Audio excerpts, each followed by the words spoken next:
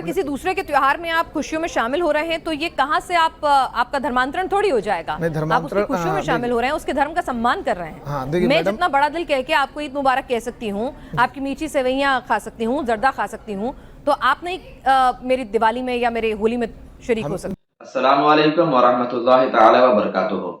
जब भी कोई गैर मुस्लिमों का त्योहार आता है, होली हो चाहे दिवाली हो, इस तरह का त्योहार आता है, तो एक सवाल गैर मुस्लिमों की तरफ से कसरत से उठता है।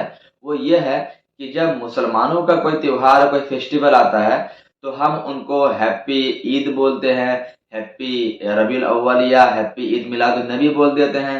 लेकिन जब गैर मुस्लिमों का त्योहार आता है तो मुसलमान हमारे इसमें हैप्पी नहीं बोलते हैं और ना ही हमारे खुशी में शामिल होते हैं। तो ये एतराज़ गैर मुस्लिम की जानिब से बहुत ज़्यादा किया जाता है। तो आज की इस वीडियो क्लिप में मैं आपको ये बताना चाहूँगा कि ऐसा क्यों है।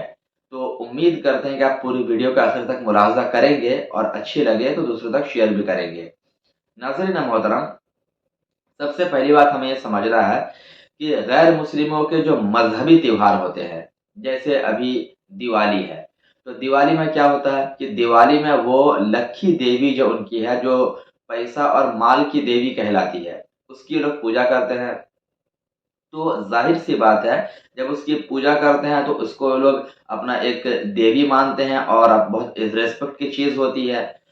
तो हमारी शरीयत में, हमारे इस्लाम में क्या है कि मुसलमान सिर्फ एक अल्लाह की इबादत करता है और एक से ज़्यादा खुदा को मानना ये हमारी शरीयत इस्लामिया में नाजायज़ व हराम है। अब अगर कोई मुसलमान ऐसे मौके पर किसी गैर मुस्लिम के पूजा में शरीक होता है या उसको मुबारकबादी पेश करता है, तो जाहिर सी बात है उसके उस पूजा पाठ से खुश होकर उसकी मुबारकबादी पेश कर रहा है, या अगर वहां पर जा रहा है तो डेफिनेटली उससे राजी है, उस पूजा से या उस देवी से राजी है, उससे खुश होकर जा रहा है। अगर मैं अपने दोस्त के घर जाऊंगा तो क्यों जाऊंगा, हमें उस दोस्त से मोहब्बत होगी, मैं उससे राजी होऊंगा तब तो उसके घर जाऊंगा।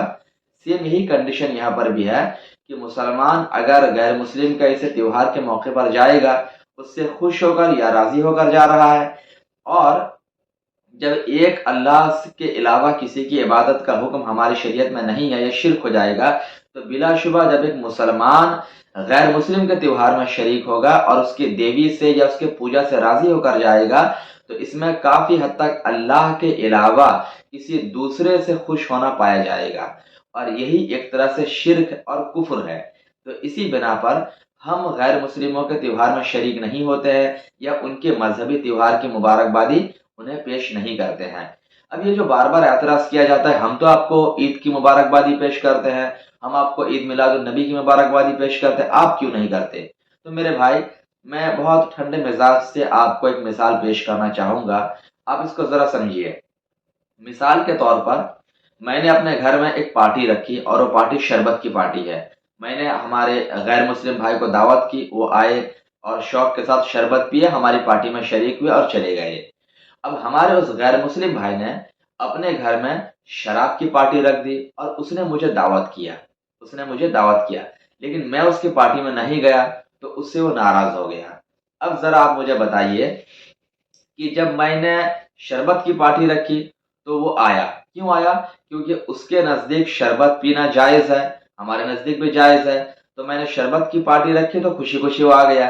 लेकिन जब उसने शराब की पार्टी रखी और मैं नहीं गया, तो इसलिए नहीं गया कि हमारी शरीयत में शराब नाजायज़ व हराम है, अगरचे गैर मुस्लिमों के नज़दीक वो जायज़ है। तो उसने अपने मुताबिक उसको रखा, लेकिन हमारी शरीयत के मुताबिक जब वो काम नाजायज़ व हराम है तो हम कैसे उसमें शरीक हो सकते हैं। बेआईन ही यही चीज़ यहाँ पर भी है।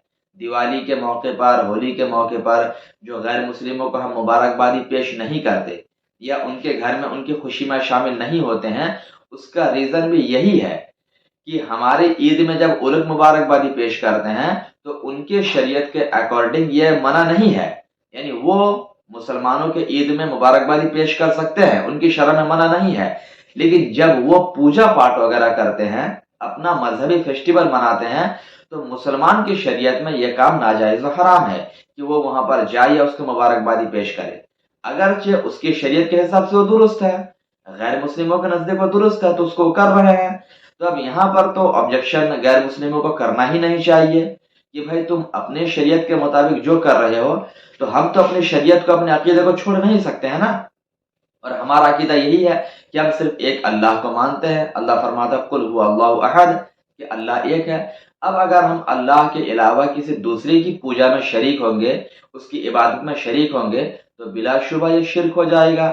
تو اسی بنا پر ہماری شرع میں، ہمارے عقیدے میں یہ ہے کہ ہم ایسے موقع پر یا ایسی محفل میں نہیں جا سکتے اور اس کی مبارکبادی بھی آپ کو پیش نہیں کر سکتے. تو اس میں برا لگنے والی بات کون سی ہو گئی؟ آپ کی شرع میں جو کام درست تھا، آپ کی کتابوں میں جو درست تھا آپ نے کیا، اور ہمارے نزدیک جو درست ہے، ہمارے لیے جو باؤنڈیشن ہے، ہمیں تو اس کو فالو کرنا پڑے گا نا. تو یہ ہماری شریعت کی، ہمارے پرنسپلز کے اور لاز کی بات ہے.